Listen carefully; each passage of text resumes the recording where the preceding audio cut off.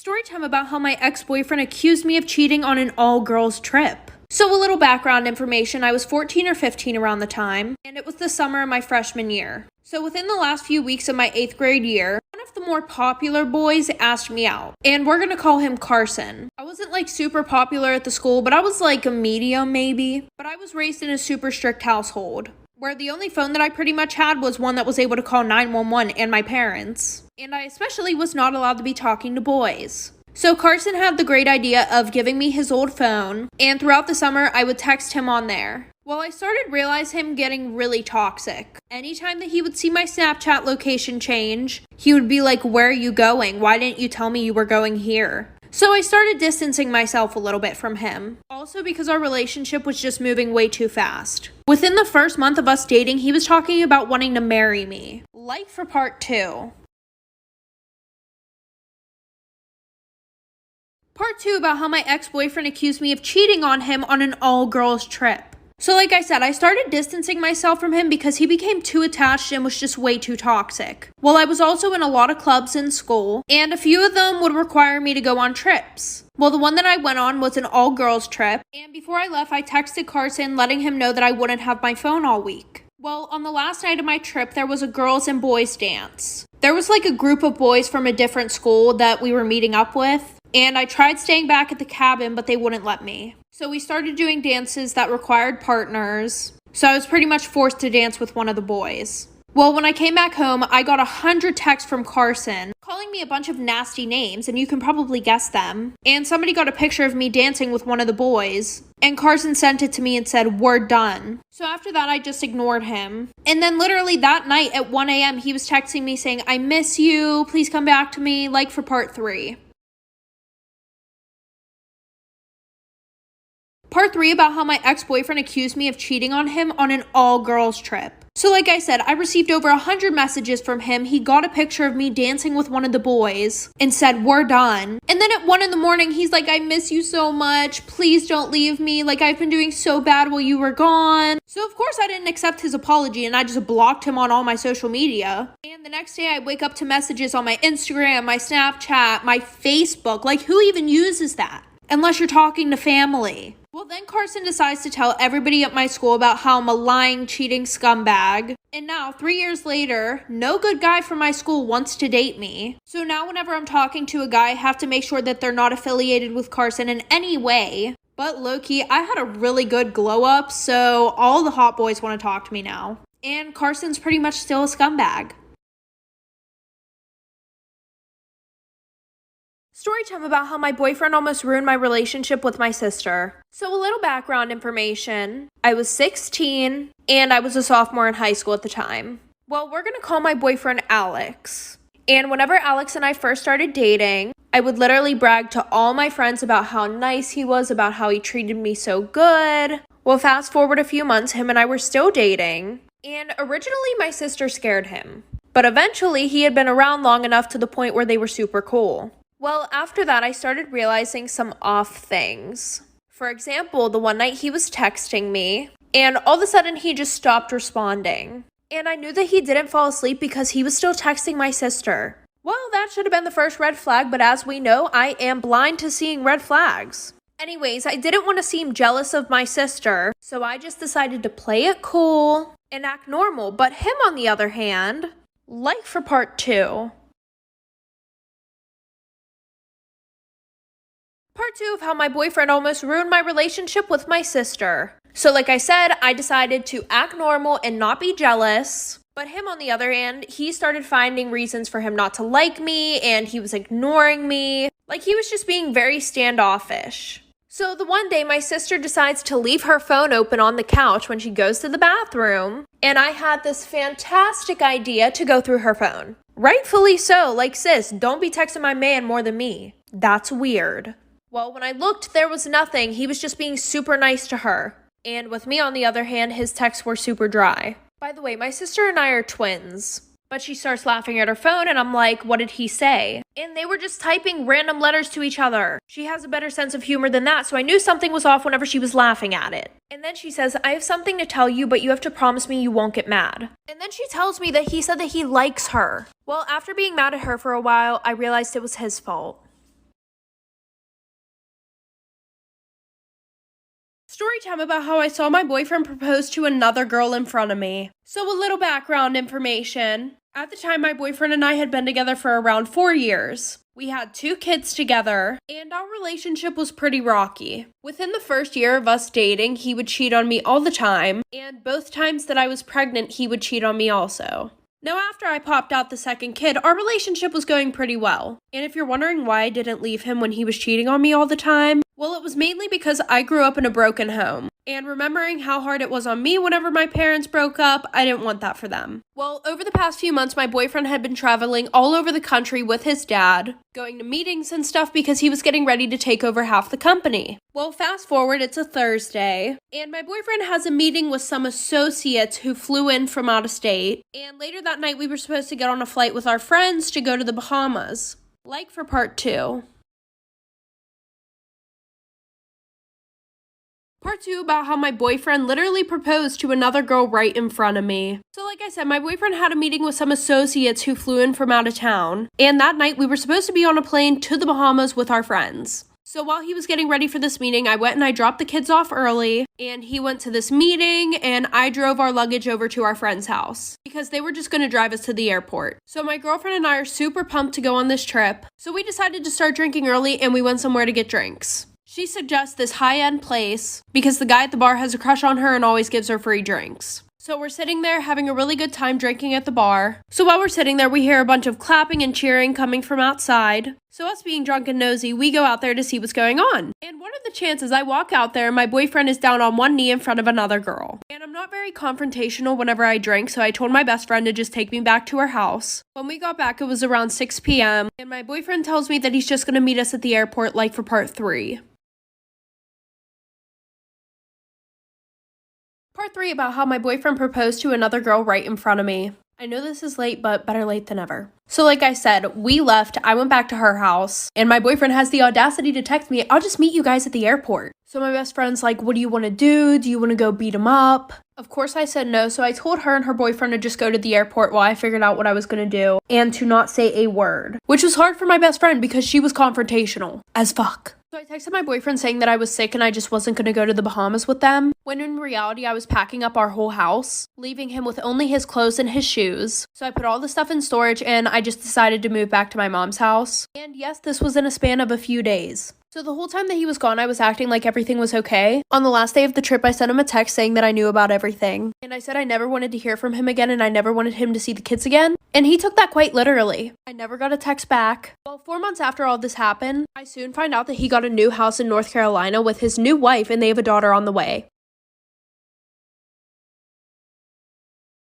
Story time about why I will never ever ride in an Uber ever again. So a little background information, I was 16 and in 11th grade. So my parents decided to go away for the weekend. They wanted to go and visit some family who lived like 2 hours away. So I decided that it was a good idea to invite my friends and my boyfriend and his friends over for a sleepover. And once we were all at my house, we realized that we were pretty bored, so we decided to go to the fair. So we decided to go to the fair around 9:15. But because we were all lazy AF, we decided to just get an Uber to the fair instead of driving. The Uber there was fine. We went, we had a super great time, and then it was time to go home. It said our Uber was going to come at 10:30, but instead it came at 10:45, which I didn't think was a big deal because Ubers are late sometimes. So we all got into the Uber, and mind you, my house was literally 15 minutes away. So I ended up taking a nap because I was really tired, and then I woke up, like for part 2.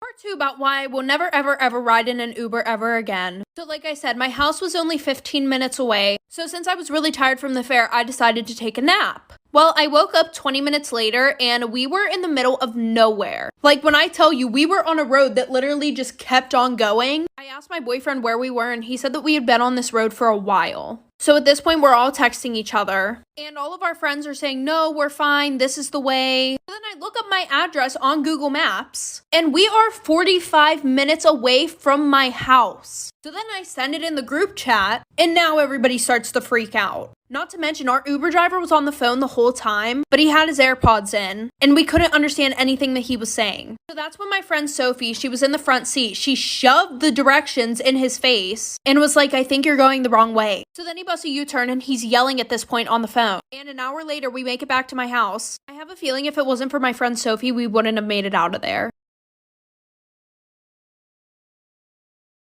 Story time about my toxic best friend group. So a little background information. I was 16 and it was the end of 9th grade going into summer break. And one day randomly these 3 girls added me on Snapchat and put me into a group chat. Now I had seen them around school but I never said hi to them. I was finding it very hard to make friends in 9th grade because everybody was so toxic. Anyways, like I said, they added me to a group chat and all of them said hi to me. And usually I wouldn't respond to random people on Snapchat, but because I had seen them around school, I decided why not. And it was so random. They just started sending pictures of themselves into this group chat. And it low-key made me feel bad because I kind of hated my physical appearance. But anyways, they asked me if I wanted to be friends with them. Oh, and by the way, their names were Stacy, Savannah, and Emily. So of course I said yeah because it was hard for me to make friends. So fast forward, my birthday was coming up. So they asked me if we could hang out. They said they wanted to give me an early birthday present. So I said yes, of course. Like for part 2. Part 2 about my toxic friend group. So like I said, they asked me if we could hang out to give me an early birthday present. So I said yeah. And Emily had a pool at her house, so they asked me if I wanted to go over there. And of course I said yeah, it was summertime and it was hot outside. Well, when I got there, they asked me to order the pizza and they said that I had to pay for it. So I said yeah, because they were my besties at the time. So I used some of my birthday money to pay for the pizza for all of us. And when I got back to Emily's house, they were all already in the pool. So I was kind of mad, 1, because they didn't go with me, and 2, they were just hanging out without me. So we're sitting there eating the pizza. And then after, all 3 of them get in the pool and they start taking pictures with each other, not even asking me to be in any pictures. So at that point, I was so annoyed. I was just like, you guys are being so rude. And Emily's like, what are you talking about? We didn't even do anything. And then, of course, Stacy and Savannah agreed. So I was like, 1, you didn't even ask me to be in any pictures and you made me pay for the pizza for all of us. And she was like, you're ugly. We didn't want you in the pictures. So I threw the pizza away and went home. Story time about how I was almost kidnapped. So a little background information, I was 13 and it was the summer going into 9th grade. I was on a road trip with my family and we needed to stop for some gas. So we stopped at some random gas station and we see this lady get out of her car and walk in. No big deal though.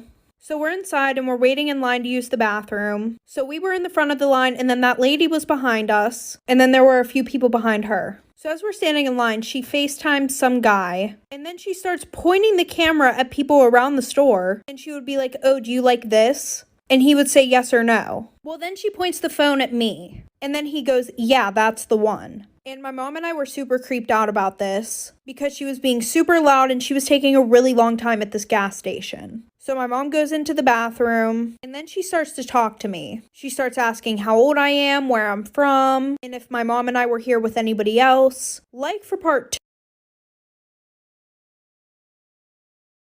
Story time about how I caught my grandma with my dad. So a little background information, I was 16 and it was the first day of 11th grade. Well, my friend wanted me to come to the mall with her after school that day. She was like, screw your grandma's birthday, just come to the mall with me. So the plan was I would sneak onto my best friend's bus after school and skip my grandma's birthday. By the way, my grandma was low-key a hoe. Like half of her kids won't even bring their husbands around her because after she got their numbers, she would end up sending nude pictures to them. Anyway, so the end of the day rolls around and I go to my locker to get my book bag when I'm called down to the office. So I go down to the office and my mom is there to pick me up because she said that we needed to do a few things before our grandma's party. Well, my grandma was at our house getting ready and my mom forgot her wallet at home, so when we went back home, I went to go put my book bag in the house. When I walk in and I see my grandma and dad on the couch, and I'm not even gonna say what they were doing, and my mom is walking past them like she didn't see anything. So after that, I called one of my aunts and asked if I could stay with her for a while, and now I don't talk to any of them.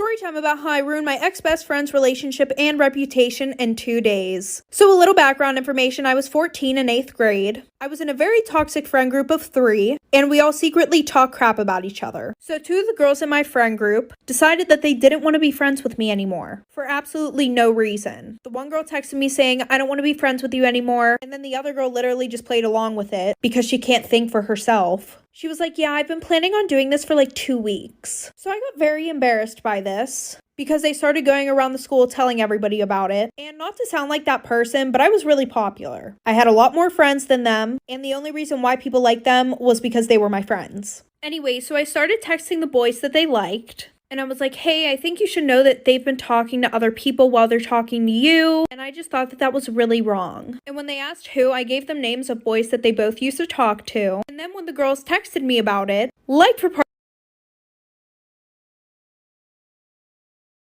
2 about how I ruined my ex-best friend's relationship and reputation in 2 days. So like I said, I texted the boys that they liked saying that they were talking to other people. And then of course my ex-best friends got mad and then they started texting me about it saying, oh, why are you lying, blah, blah, blah, blah, blah. And I was like, honestly, I just think it's really wrong for you to try and play these boys who actually have feelings for you. Yes, I know I was a little crazy, but who isn't? Anyway, so then I decided to get my mom involved because I had been friends with these girls for a while. So my mom knew their parents very well. So I told my mom I was really worried about them because they were starting to get into really bad stuff and hanging out with the wrong crowd. So I couldn't be friends with them. And they tried to talk me into doing stuff. So then my mom called their parents. Well, then their mom started to drop them off and pick them up every day because they were grounded. Well, then their mom started to apologize to my mom because their kids were such bad influences on me. And then when everybody asked why we stopped being friends, I told them that they made fun of my grandma who isn't alive. And 4 years later, everybody still hates them.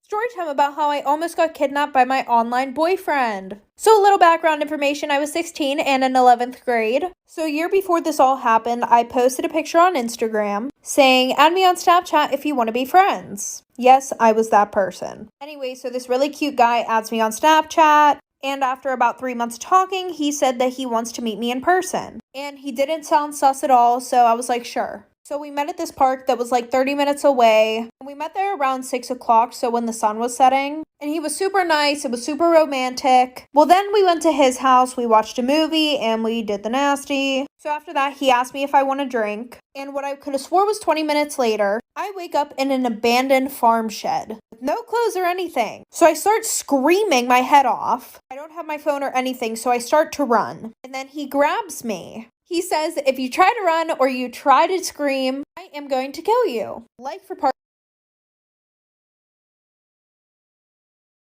2 about how I almost got kidnapped by my online boyfriend. So like I said, I wake up in this abandoned farm shed. I don't have no clothes. I don't have a phone. So I try to run and he grabs me. He says that if you run, I will kill you. So I was like, okay, fine. What do you want from me? So he starts putting on lingerie and tells me to also put some on so we can take pictures together. What the actual you know what? So after that, he starts crying and he starts telling me his whole life story and how he's not who I think he is. Turns out that he's 32 and he just goes online pretending that he's 17 years old. So I just try to comfort him, right? It ends up working. He brings me my clothes, tells me to run, or else he's going to, once again, kill me. So I run, I go to this gas station, get picked up by the police, find my parents. Luckily for me, I paid attention to where everything was. He was arrested, he's still in prison to this day, and I got grounded for 3 months. Story time about the girl who left me unconscious in the girls' bathroom. So a little background information. I was pretty young at the time. I was in 7th grade and I was 11 years old. And there was this girl who we're gonna call Jenna. Jenna hated me for absolutely no fucking reason. She would bully me because I had red hair and she would text me literally every day at the same time telling me to off myself and how I was weird and how nobody liked me. One day she randomly started being nice to me. She sat with me at lunch and her water bottle was empty. And she asked if I needed mine filled up too. Stupidly, I said yes. Well, she ended up putting drugs in my water bottle. After like 20 minutes, I started feeling sick, so I went to the bathroom and I was kneeling over the toilet when everything went black. Well, when I didn't come back from the bathroom, my teacher got worried, so she sent security looking for me. They were banging on my stall. Obviously, I was fucking unconscious, so I didn't answer. So then they called the fire department, the police, the ambulance, were all there. Like for part 2 about the girl who left me unconscious in the girls' bathroom. So like I said, the fire department was there, the police, the ambulance. They called the fire department because they couldn't get the door off. And when they removed it, it fell on me. So I was injured and unconscious. And just a little background information on this girl, who, mind you, was literally 11 years old. She had a 3 criminal record and was recently in prison for 5 days, or juvie, whatever the heck you want to call it, because she brought a knife to school and tried to stab some kid who had called her fat the day before. Anyways, back to the story. I wake up 4 days later. My mom's sitting next to me. They put Abby in jail for 13 years for suspicion of attempted murder, and she was kicked out of school. And now I'm homeschooled and failing all my classes. I now have seizures because of the drugs that she gave me. So yeah.